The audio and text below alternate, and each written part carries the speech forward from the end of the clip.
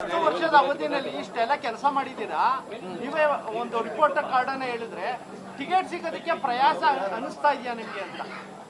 ನನ್ನನ್ನ ನೋಡಿದ್ರೆ ನಿಮಗೆ ಅನಿಸ್ತಾ ಇದೆಯಾ? ನಾನು ಪ್ರತಿನಿತ್ಯನೂ ಕೂಡ ಒಂದಲ್ಲ ಒಂದು ಕಾರ್ಯಕ್ರಮದಲ್ಲಿ ಒಂದೊಂದು ಯೋಜನೆಗಳ ಉದ್ಘಾಟನೆಯಲ್ಲಿ ಭಾಗಿಯಾಗಿದ್ದೀನಿ. 2014ಗಿಂತ ಮೊದಲು ನಾನು ಒಬ್ಬ ನಿಮ್ ತರನೇ ಒಬ್ಬ ಪತ್ರಕರ್ತನಾಗಿದ್ದೆ. ಈ ಕ್ಷೇತ್ರಕ್ಕೆ ಬರೋದಕ್ಕೆ ನಾನು ಯೋಚನೆ ಮಾಡುವಂಥದ್ದು ಅಂದ್ರೆ ಅದೊಂಥರ ದುಸ್ವಪ್ನ ತರ ಇತ್ತು. ಆ ಸಂದರ್ಭದಲ್ಲೂ ಕೂಡ ನನಗೆ ಟಿಕೆಟ್ ಕೊಟ್ಟು ನನ್ನನ್ನು ಕೈ ಹಿಡಿದು ನನ್ನ ಪರವಾಗಿ ಪ್ರಚಾರಾಂದೋಲನ ಮಾಡಿ ನನ್ನನ್ನು ಬೆಳೆಸಿದ್ದು ಭಾರತೀಯ ಜನತಾ ಪಕ್ಷ ಹಾಗೂ ಸಂಘದ ಆಶೀರ್ವಾದ ನನ್ನನ್ನು ಇಲ್ಲಿವರೆಗೂ ತಂದಿದೆ. ಹಾಗೆ ನಾನು ಚುನಾವಣೆಗೆ ಹೋಗುವಂತ ಸಂದರ್ಭದಲ್ಲಿ ಮೋದಿಯವರ ಫೋಟೋ ಇಟ್ಕೊಂಡು ದೇಶಕ್ಕೆ ಮೋದಿಜಿಯವರು ಪ್ರಧಾನಿ ಆಗಬೇಕು, ಮೋದಿಜಿಯವರಿಗೆ ಅವ್ರು ಪ್ರಧಾನಿ ಆಗಬೇಕು ಅಂದ್ರೆ ಮೈಸೂರಿಂದಲೂ ಒಬ್ರು ಕೈ ಎತ್ತಬೇಕು, ಅದಕ್ಕೆ ನನಗೆ ಆಶೀರ್ವಾದ ಮಾಡಿ ಅಂತ ನಾನು ಜನರ ಹತ್ರ ಹೋಗಿದ್ದೆ. ಜನ ಆಶೀರ್ವಾದ ಮಾಡಿ 2014ರಲ್ಲಿ ಗೆಲ್ಸಿದ್ರು. 2019 ಬಂತು. ಈ 5 ವರ್ಷಗಳಲ್ಲಿ ಇಷ್ಟು ಕೆಲಸವನ್ನು ಮಾಡಿದ್ದೀನಿ, ಮೋದಿಜಿಯವರ ಹೆಸರಿನಲ್ಲೇ ಇಷ್ಟು ಕೆಲಸ ತಂದಿದ್ದೀನಿ ಅಂತ ಅವಾಗಲೂ ಒಂದು ರಿಪೋರ್ಟ್ ಕಾರ್ಡ್ ರಿಲೀಸ್ ಮಾಡಿದೆ. ಮತ್ತೆ ಮೋದಿಜಿಯವ್ರ ಫೋಟೋ ಇಟ್ಕೊಂಡೆ ಚುನಾವಣೆಗೆ ಹೋದೆ. ಅವಾಗ 1,40,000 ಹೆಚ್ಚು ಕಡಿಮೆ ಓಟಲ್ಲಿ ನನ್ನನ್ನು ಗೆಲ್ಸಿದ್ರು. ಈಗ 2024 ಬಂದಿದೆ. ಇವತ್ತು ಮೈಸೂರಿಗೆ 2014 ನಂತರ ಮೋದಿಜಿಯವರು ಕೊಟ್ಟಿರುವಂತಹ 12ನೇ ಟ್ರೈನನ್ನು ಉದ್ಘಾಟನೆ ಮಾಡಿದ್ದೀನಿ. ನಾಳೆ 13ನೇ ಟ್ರೈನು ಬರುತ್ತೆ. ನಾಳೆ ಮತ್ತೆ ಇನ್ಲ್ಯಾಂಡ್ ಕಂಟೈನರ್ ಡಿಪೋನು ಕೂಡ ಕರ್ನಾಟಕದ 2ನೇ goods terminal, railway goods terminal ಕೂಡ ಉದ್ಘಾಟನೆ ಮಾಡ್ತೀನಿ. ಅದಕ್ಕೆ ಬಹಳ ಶ್ರಮ ಪಟ್ಟು ಅದನ್ನು ತಗೊಂಡ್ಬಂದಿದ್ದೀನಿ.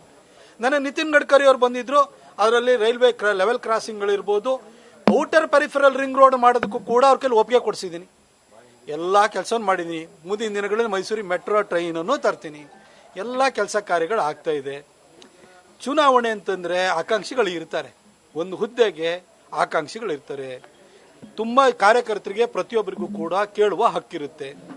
ಅಂತಿಮವಾಗಿ ನಮ್ಮ ರಾಜ್ಯ ನಾಯಕರು, ನಮ್ಮ ಯಡಿಯೂರಪ್ಪ ಸಾಹೇಬರು, ರಾಜ್ಯಾಧ್ಯಕ್ಷರು, ನಮ್ಮ ಹಿರಿಯ ನಾಯಕರು, ಸಂಘದ ಅಭಿಪ್ರಾಯ ಹಾಗೂ ಕೇಂದ್ರದಲ್ಲಿರುವಂತಹ ಮೋದಿಜಿ, ಸೆಂಟ್ರಲ್ ಎಲೆಕ್ಷನ್ ಕಮಿಟಿ ಎಲ್ಲರೂ ಕೂಡ ನಮ್ಮ ಪರ್ಫಾರ್ಮೆನ್ಸ್ನ ಇವ್ಯಾಲ್ಯೂಯೇಷನ್ ಮಾಡಿ ಒಳ್ಳೆ ಕೆಲಸ ಮಾಡಿದೀವ ಬರೀ ಅಥವಾ ಹೆಸರು ಹೇಳ್ಕೊಂಡೆ ನಾವು ಸುಮ್ಮನೆ ಓಡಾಡ್ತಿದೀವ ಅಂತಲೂ ನೋಡ್ತಾರೆ.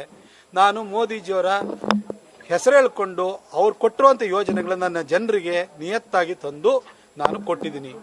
ನಾನು ಪ್ರತಾಪ್ ಸಿಂಹ ವಿತೌಟ್ ಮೋದಿ ಝೀರೋ.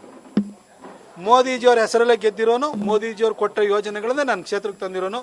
ಮೋದಿಜಿ ಹೊರತಾಗಿ ನಾನು ಏನೇನೂ ಅಲ್ಲ. ಈ ಪಕ್ಷ ಕಾರ್ಯಕರ್ತರು ನನ್ನನ್ನು ಇಲ್ಲಿವರೆಗೂ ಬೆಳೆಸಿದ್ದಾರೆ, ಮೋದಿಜಿಗೋಸ್ಕರವಾಗಿ ನನ್ನನ್ನು ಬೆಳೆಸಿದ್ದಾರೆ. ಈ ಪಕ್ಷದ ವಿಶ್ವಾಸ ನನ್ನ ಮೇಲಿದೆ ಅಂತ ನನಗೆ ಖಚಿತವಾಗಿ ಗೊತ್ತಿದೆ. ಆದಷ್ಟು ಬೇಗ ಒಳ್ಳೆಯ ಸುದ್ದಿಯನ್ನು ನಮ್ಮ ಕೇಂದ್ರದ ನಾಯಕರು, ರಾಜ್ಯದ ನಾಯಕರು ಕೊಟ್ಟು ನನಗೆ ಮತ್ತೊಂದು ಅವಕಾಶವನ್ನು ಮಾಡಿಕೊಡ್ತಾರೆ ಅಂತ ವಿಶ್ವಾಸ ಇದೆ. ನಮ್ಮ ಪ್ರಧಾನಿ ಅವರಿಗೆ ಅವರ ಬಗ್ಗೆ ಪುಸ್ತಕನೂ ಬರೆದವನು ನಾನು.